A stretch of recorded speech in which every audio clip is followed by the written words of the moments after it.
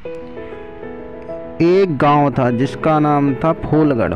फूलगढ़ में राम सिंह नाम का एक किसान रहा करता था, जो बहुत ही मेहनती और लगनशील था, लेकिन वह बहुत ही गरीब था। एक दिन जब राम सिंह अपने खेत जोत रहा था, उसको खेत जोतते जोतते अपने ट्रैक्टर से बहुत खेत जोत रहा था।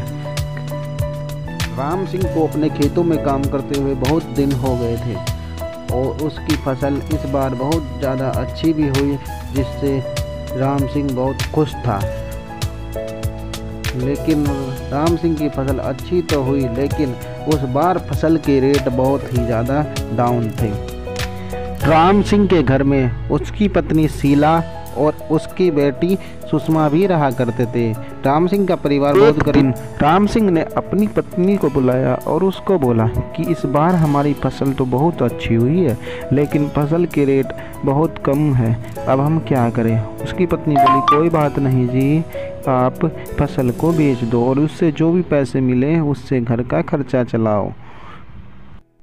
एक दिन जब सुषमा स्कूल जाती है तो स्कूल में सुषमा से फीस मांगते हैं, जो उसके पास नहीं थी। फिर सुषमा स्कूल से घर आ जाती है और यह सारी बात अपने फादर। बेटी की बातें सुनकर राम सिंह बहुत दुखी हुआ। वह सोचने लगा कि इसकी फीस अब हम कहाँ से देंगे, हमारी फसल भी बहुत। राम सिंह बेचारा फिर यह सोचकर कि चलो आज चलते हैं साहूकार से कुछ पैसे मांग कर देखते हैं, काश साहूकार ही हमको दे दे, जिससे कि हम अपनी बेटी के स्कूल की फीस भर सके।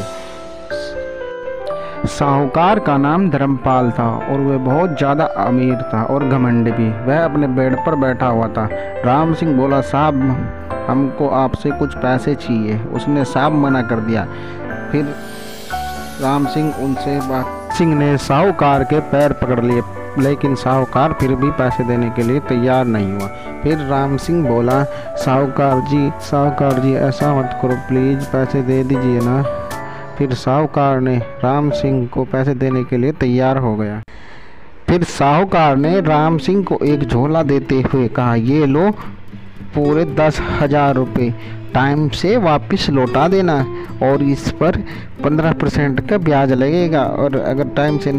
राम सिंह पैसे से भरा हुआ वह थैला लेकर सबसे पहले स्कूल में गया और उसने सबसे पहले जाकर अपने बेटे के स्कूल की फीस भरी, और फीस भरने के बाद वह बहुत खुश हुआ। उसका बहुत ज़्यादा टेंशन ख़त्म हो गई थी, अब वह बहुत खुश था।